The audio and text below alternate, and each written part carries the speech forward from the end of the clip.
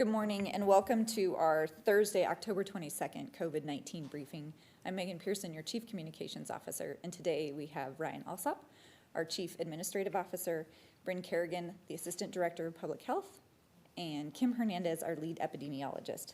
I'm going to turn it over to Bryn.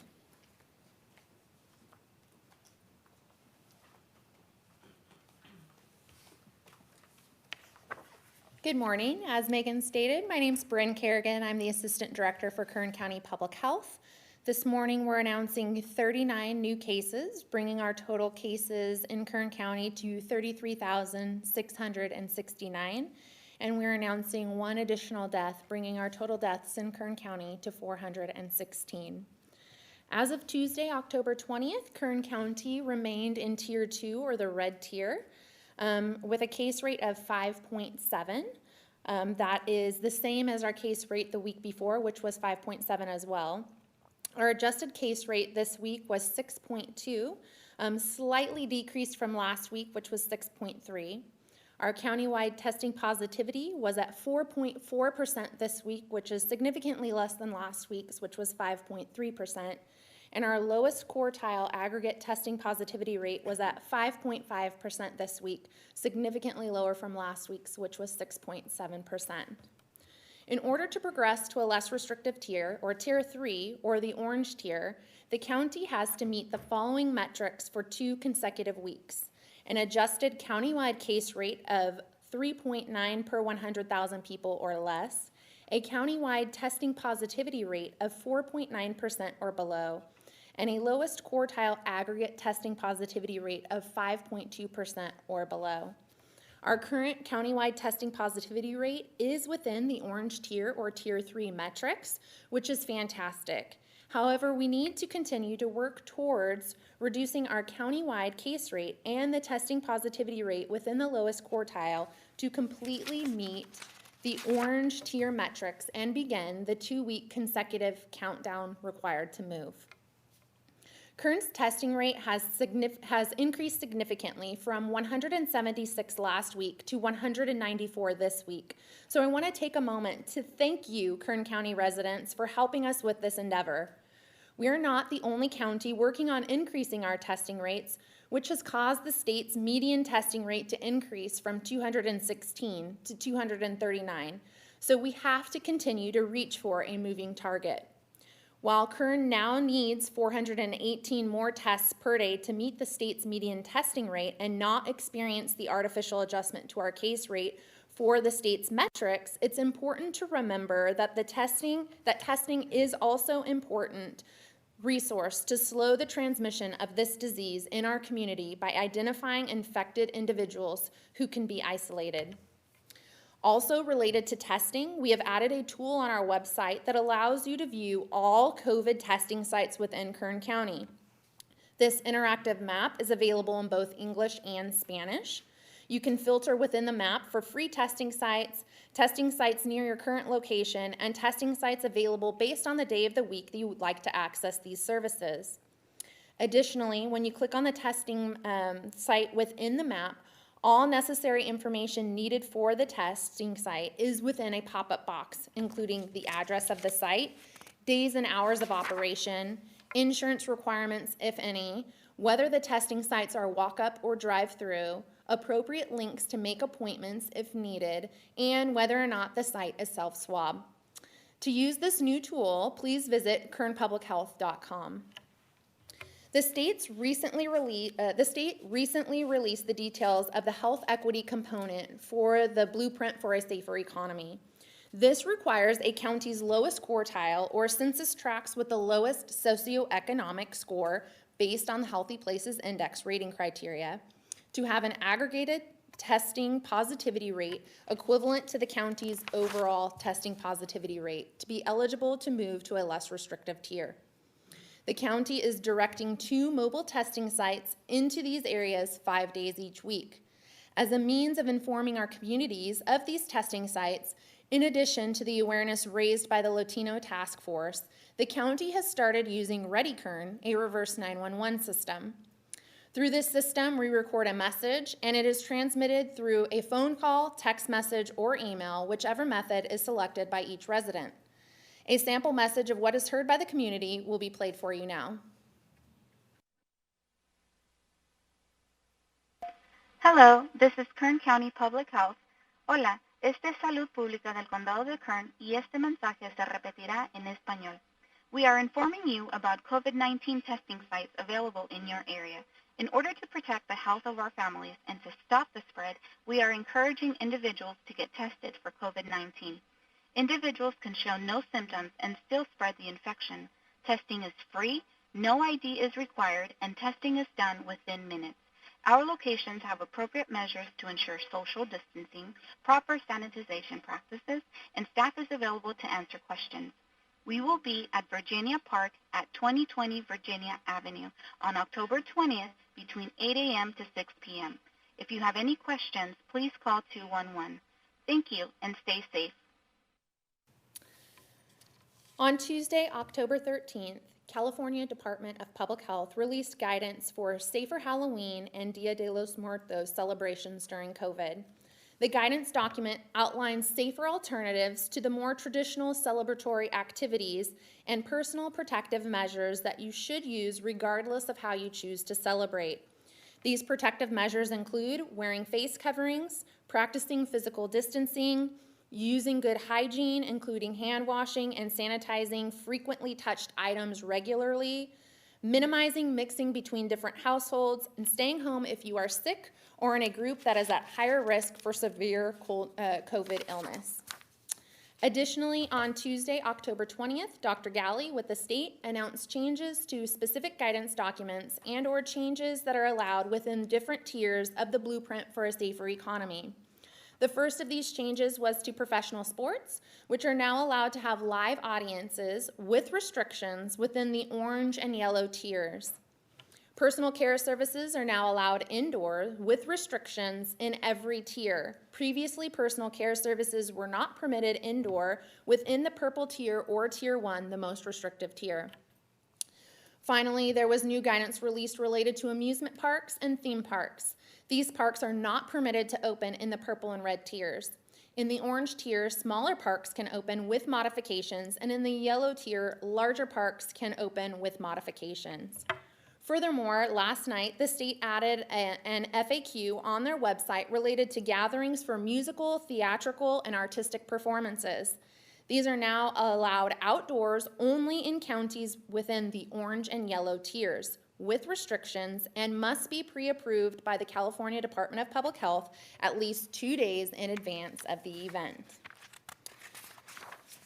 As a community, we have made so much progress in reducing the transmission of this disease in Kern County. However, now more than ever is the time to remain diligent in our efforts, not only to continue the downward trend of disease transmission, but to get the rest of our businesses reopened and to keep them open moving forward. Thank you, and I'm going to turn it over to Ryan.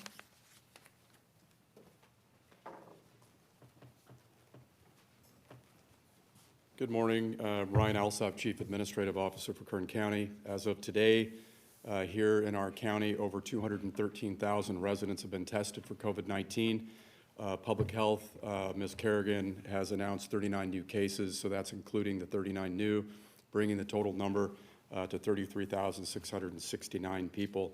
Unfortunately, to date, we've had 416 COVID-related deaths in Kern County. That number includes the one additional that Ms. Kerrigan announced this morning.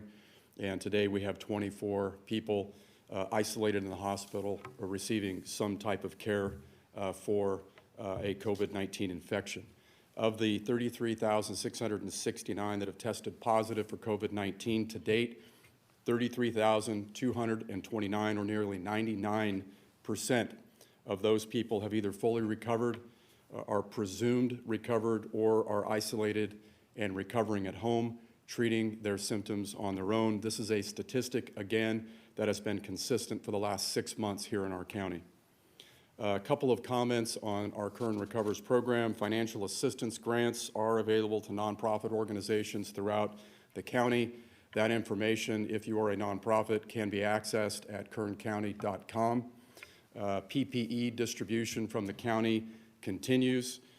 To small businesses, this program has distributed PPE. This is personal protective equipment to 2,000 businesses across 70 industries, impacting nearly 50,000 employees of those small businesses. This is free PPE. Your business can go and get a 2-week supply.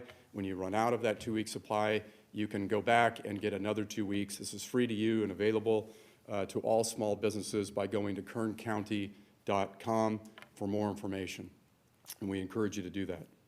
A couple of comments on the state. All 58 counties of the state are navigating their way through the governor's blueprint for a safer economy. This is this multicolored, multi-tiered system that allows for the, quote, slow, stringent, and staged, end quote, increase in operations for various industries, places of worship, et cetera, in our county.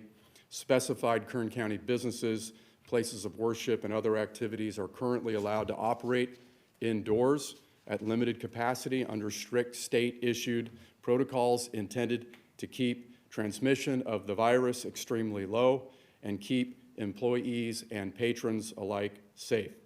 All of this guidance, as we have said on numerous occasions throughout these press conferences week to week, can be found at the state's website, covid19.ca.gov.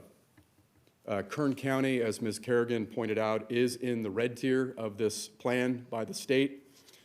We anticipate being in this red tier next Tuesday when the state makes its once each week announcement on where counties sit in the metrics. They do this for all 58 counties once each week on Tuesday.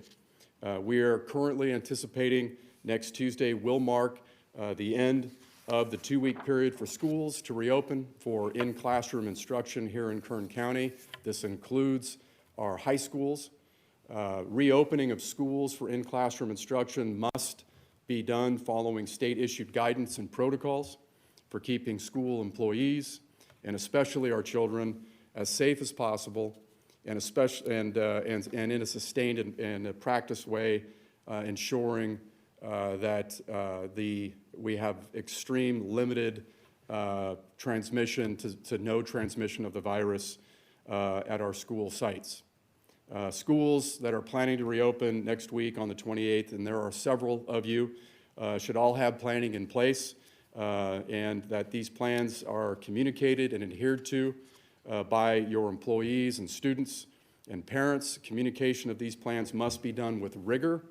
And I know that those schools that are planning to reopen next week are doing just that, and they're doing a good job. Parents, when and how your child's school reopens is a determination made by the school's administration, and the district that's overseeing your schools, your elected school boards. This is not a county determination.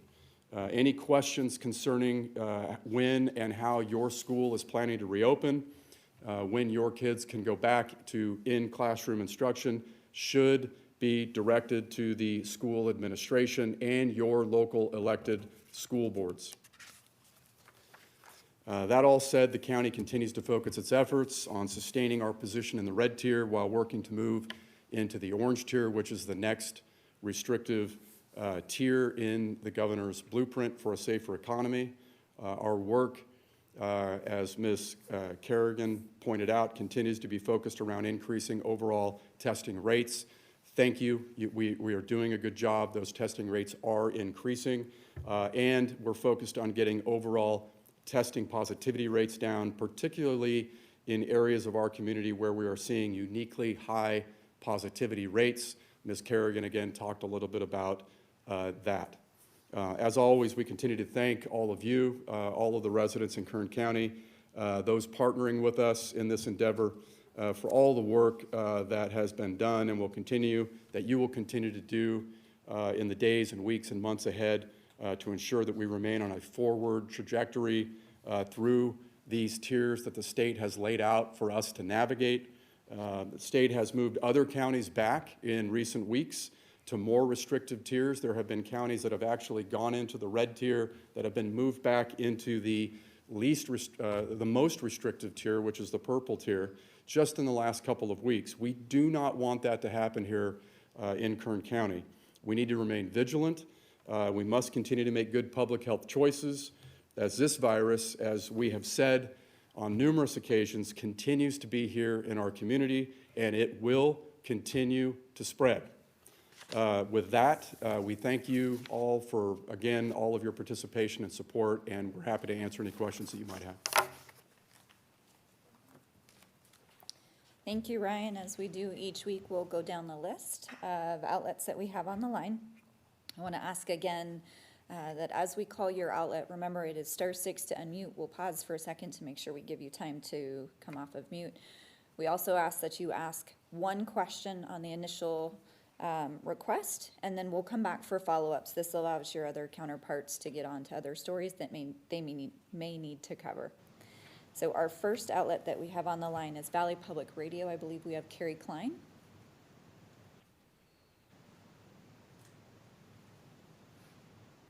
Hi, good morning. Can you hear me? We can. Okay, great. Yeah, so I wanted to ask about schools. And so just to clarify a couple of things, at the very end, Mr. Alsop, you just said, you talked about the potential for retreating back into the purple tier. So just to clarify, does that mean, if that happens, does that mean that schools would need to close immediately in that case? And then the second part of that is, are you advising any caution on the parts of schools or school districts to maybe wait a while to see if you stay in the red tier, or are you kind of encouraging them to just really figure out their own schedule regardless? Hi, Carrie. The answer, Matt discussed this at our last board meeting about how our public schools can now, they can tell us, notify us that they intend to open, and that decouples them from the tiered system, essentially, in some regards. I'll have Bryn get into that, but the short answer is no. If we go backwards, it doesn't necessarily mean that they have to close. Good morning, Carrie. So if a school reopens in the red tier and a county falls back to the more restrictive tier, the purple tier, schools do not have to close. They are allowed to remain open even if the county falls back. The state has specific guidelines for schools to follow upon opening for in-person instruction, and those guidelines would be applicable regardless of the tier that we're in. They're designed that even if we're in widespread transmission, that those guidance documents will be helpful in reducing the amount of spread that is a potential to happen within a school. Okay, and so that would mean then that you're not really advising any caution in any particular regard for schools, since they wouldn't immediately need to close if that were to happen. Let me see if I can summarize that so we can respond appropriately, because that might be a little bit misleading. It sounds like you're suggesting that we're not advising schools to take any precautions because they're not held to that motion where we may have to move back. No. Yeah, no, sorry. No, I just mean, well, I mean, I think the question is less applicable now, but it was that if schools had to close immediately once, retreating back into the purple tier, I was just wondering if the county was advising them caution on reopening so soon, not caution on the pandemic, but just like, hey, maybe you don't want to open so soon because this could happen at any time. But it sounds like that probably isn't happening, since schools wouldn't have to close immediately. Correct. Sorry, I wanted to make sure we had that right. Okay. Thank you. And Carrie, if we got get through this and it still isn't perfectly clear, let us know and we can come back at the end and clarify again. Okay, all right, thank you. Our next outlet is Channel 29. I believe we have Tim Johns on the line.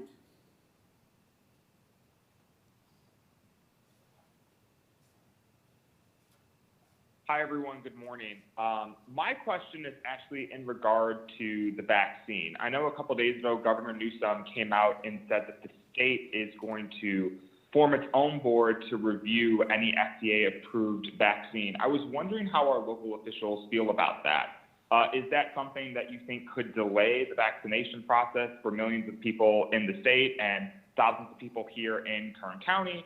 How long is that going to take? I know you guys don't have a crystal ball, but is that something we would, I guess, push back on the local level? Because that could potentially delay further reopening, I would take it. How do you guys feel about that?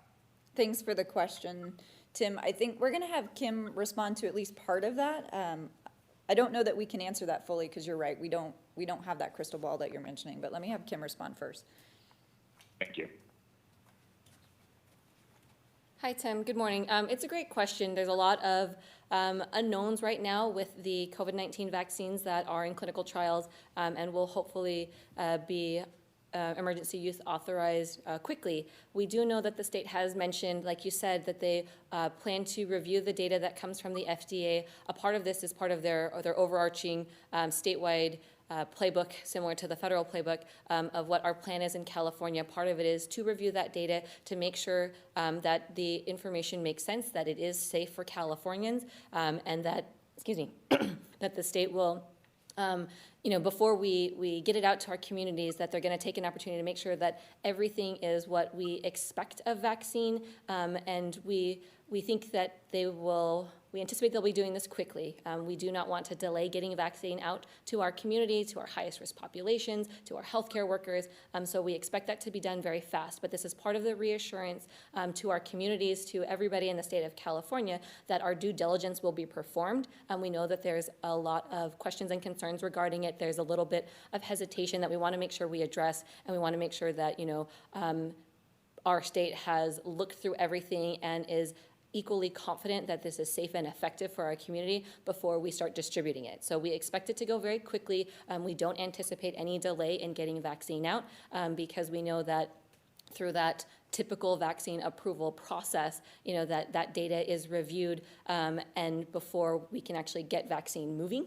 And so that we expect that as soon as the information regarding the vaccine is available, the state of California will be reviewing it and making sure that everything falls in line with our expectations in California, and that as soon as vaccine is available to be distributed, it will start moving throughout the community.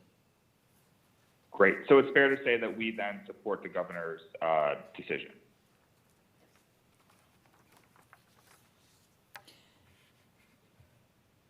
Say that again, Tim. I'm sorry. I'm getting conflicting answers on that. No, that's okay. I was just going to say, so Ryan's I hear her answer, and is it fair to say then that we support the governor's decision at this time? Okay, I'm going to have Ryan respond.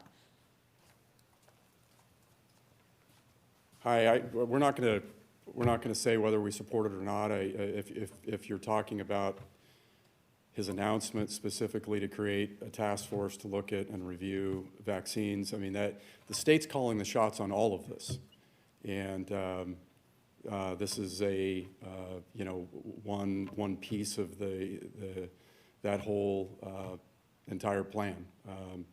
So it is what it is. That's a decision that they made unilaterally. That's a state decision. That's their call. They didn't coordinate or ask our opinion about it.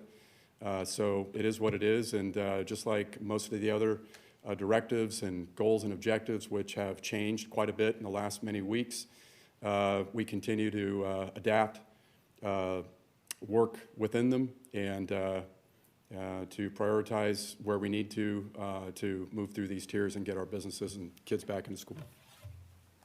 Got it. Thank you. Thanks, Tim. Sorry about that one. Our next outlet is Channel 17. We don't appear to have any callers on the line. Just want to make sure that we're not missing you before we go on to the next outlet.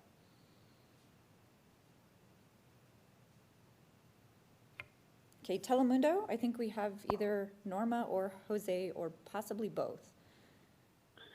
Hello, Jose Gaspar here. Go ahead, Jose. Yeah, okay, so as you guys are aware, this past Saturday was a massive, huge event in Delano. According to Delano Police Chief Roberto Nevares, there were at least 500 people at a massive dance. Nobody had any masks on. The police were even unaware this thing was going on. They only responded after a shooting broke out. But once they got there, they observed what was going on, and they said, hey, this isn't right, especially in this time of COVID. So I understand they spoke to the owner or the person responsible. He claimed he didn't have any idea that this kind of event was not permitted. Take that for what you will. My question is, what, if anything, is Kern County Public Health going to be doing about these types of events that are being held not just in Delano, but from what I understand since we broke this story, that these are happening in Bakersfield and as well, where And they're publicized well in advance. They're publicized on social media and that these things are going to be happening. Number one, are you guys aware that these things are happening? Number two, what, if anything, are you going to be doing about the situation in Delano? Thanks for the question, Jose. We'll have Bryn Kerrigan respond. Good morning, Jose. We were not aware of the event in Delano until after the fact. We have since made contact with both the event organizer and the property owner to inform them that their event did violate the governor's orders. I would say for the most part, many agencies and organizers of events have been very diligent in trying to abide by the governor's orders. They oftentimes make contact with Kern County Public Health in advance, and we help them navigate those guidance documents and any other orders that the governor has out so that their event or their operation does go off in compliance with those guidance documents and the orders of the governor. If we do find out of events that do not comply with the governor's orders, we do make contact with them after the fact. We inform them that their event did violate the state's orders and their guidance documents, and if they're egregious enough, such as the event in Delano, then we would refer them to the state strike team for further action. So you're referring everything to the state with these kinds of actions. Is that correct? You guys aren't yourselves, you're not going to be doing anything about it? Hang on. As I mentioned earlier, we did already make contact with both the event organizer and the property owner. We had these conversations with them that their event did violate the state orders. We've sent them letters as well, and we can refer them to the state strike team, and in an event such as this, we will do so. Can you refer this type of an incident to the district attorney's office? I'm sorry, say that one more time. Can you refer this type of event, this type of violation, to the Kern County District Attorney's Office? It's a state order, so the proper chain would be to notify the state strike team. All righty. Now, with your Latino COVID-19 team, is this something that you will hopefully look into instead of just, reminding people to get tested and so forth and so on? Will you ask or work with the Latino COVID-19 team to be more diligent in reaching out to these business owners who are holding these large events and telling them, hey, you cannot be doing this. We know you want to make money, but public health is more important. Will you be doing any of that proactive, not reactive, but proactive measures before these things are held? Thank you, Jose. We'll have Bryn respond.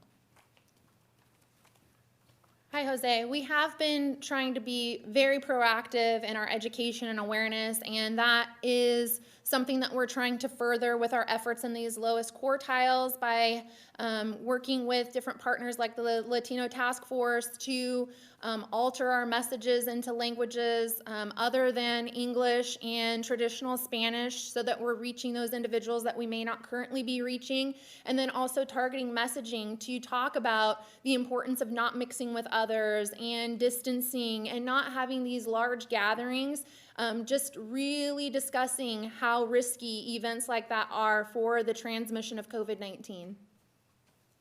Do you think it's time to address the commercial people, Jose, people I'm holding gonna, these types of events, the businesses? It's time Jose, to address them directly. Jose, I'm going to stop instead you of just there. the We people. asked that each reporter ask one initial question, and we've gone over a few, so I want to make sure we get to the other reporters on the line. And then when we go back to follow-ups, we'll be sure to come back to some of your questions. Thank you. Our next outlet is the Bakersfield Californian. Is Sam Morgan on the line?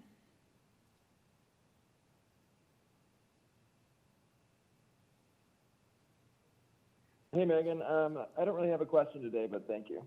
Okay. Our next outlet is Channel 23. I believe we have Austin on the line. Any questions?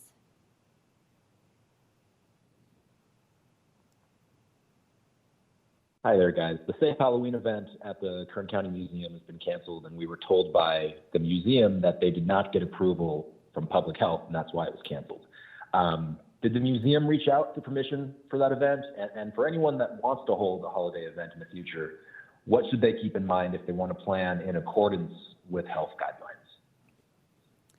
So Austin, we're getting some information for the latter half of your question, and Bryn is going to answer that. So give us just a second. Do you have any other questions before we jump to that one? We were also wondering, why haven't the death demographics on the COVID-19 dashboard been updated since October 1st? And we were wondering if there was any plans to update that. Okay. Yeah, so you're looking for an update on the death data on the dashboard, is that correct?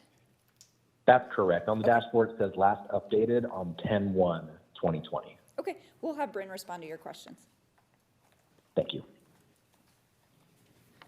Good morning. So specifically related to your first question about the Kern County Museum Safe Halloween event, oftentimes these events take multiple months to plan, and unfortunately the state didn't issue their Halloween guidance until October 13th. So that left a very narrow window for agencies such as the Kern County Museum to do a Halloween effort that is safe and in compliance with guidance given by the state. There was guidance issued on October 13th, and they list out a number of safer alternatives to Halloween celebrations. Traditional trick-or-treating is considered a more risky activity, but within that guidance document, they also list out a lot of personal protective measures that individuals could take no matter how they're celebrating Halloween, so that they're less likely to transmit COVID-19 to other individuals. That guidance document is available on our website and the state's website, so I encourage you to go and review that document. As far as the death data, when we announced that death data, we indicated that there is this model that we're following to be able to release this information. And there has to be several parameters that are sort of reviewed and analyzed before we can release this updated information. We have to meet a certain threshold in a number of categories, and we have not met that threshold yet.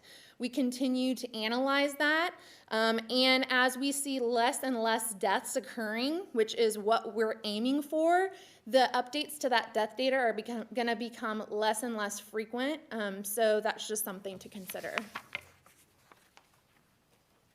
Thanks, Bryn. Okay, our next outlet is the Mojave Desert News. I believe we have Jack on the line. Any questions?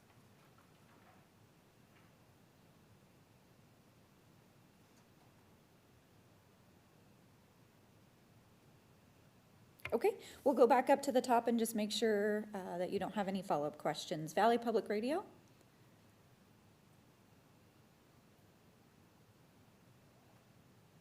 Channel 29?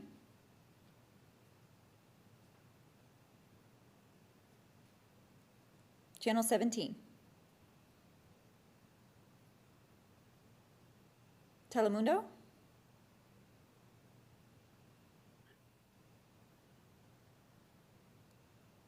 You guys can hear me? Yep, go ahead. All right, so my follow-up question, Jose Gaspar here, let me do one more time, is when you see these social media posts announcing these big events, massive events in Bakersfield, in Delano, wherever they're happening, what, if anything, can you proactively do to make sure they don't happen? Thanks for the question, Jose. We'll have Bryn respond. Hi, Jose. If these social media posts are brought to our attention prior to the event occurring, we absolutely make every effort to reach the organizer and the property owner to try to assist them, to assist their gathering if it can still occur under the state's guidance and orders, to help them navigate that so that it is compliant, or we inform them that if they continue to hold an event that they are advertising on their social media page that it does violate the governor's order. So we do try to reach out, and in fact, every time an event is brought to our attention prior to the event occurring, we do make every attempt to reach out to them, but they're not always brought to our attention prior to the event occurring. And generally, how egregious would you say the event in Delano was, where more than 500 people showed up at this massive event? Your question was, how egregious do we define that event? Did I hear that right? I'm sorry, Jose. Yes, that is correct. Mm-hmm. I think we're going to have Ryan respond. Hi, Mr. Gaspar. I'm going to try to answer your question. We can't be everywhere all the time, and I know you know that. You bring up a very good example of a situation, an event that can certainly be a catalyst to spreading the virus.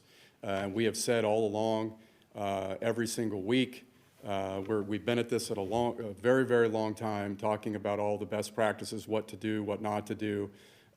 We are stretched thin in dealing with this virus across a slew of different areas, from testing to tracing to containment to monitoring. Everything that we're having to do, our staff is stressed, and we're doing the best that we can. As Ms. Kerrigan pointed out, yes, that is an event that we do not condone. We do not, we should not tolerate, and we make every effort, if we have advanced warning, to reach out to the individual or individuals who are sponsoring it, who are promoting it, to tell them that to not have it, to explain the risks, to talk about the state orders. We would refer that particular event to the state strike team, who is in charge. The state is calling the shots and has set and laid down directives for all counties to follow throughout the state. So we do the very best that we can, as proactively as we can, if we're in the know, to reach out and to make sure that these things are headed off at the pass. Obviously, if we're not able to and they happen, we're concerned about it. We're making sure that there's follow-up, and we're making sure that those folks know that that's not allowed and that's discouraged.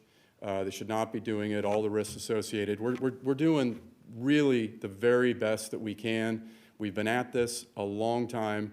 We're on the phone with people. We have letters off to people. We have emails off to people. We visit people. Overall, our community is doing a fantastic job. Overall, our businesses, our residents, but you know, there are episodes that happen, as is the case in every single county and all across the country, where you have events like this, and you know, we're doing the best that we can to keep up. So I hope that's all of these answers, and that answer provides you some specific information on how we're handling this and how we view it. All right, I appreciate it, Mr. Officer. The other thing that we just want to make sure that all of our residents know is that if you have questions, if you are hosting or you have questions about the guidance that may or may not apply to you, you can always call our COVID-19 hotline.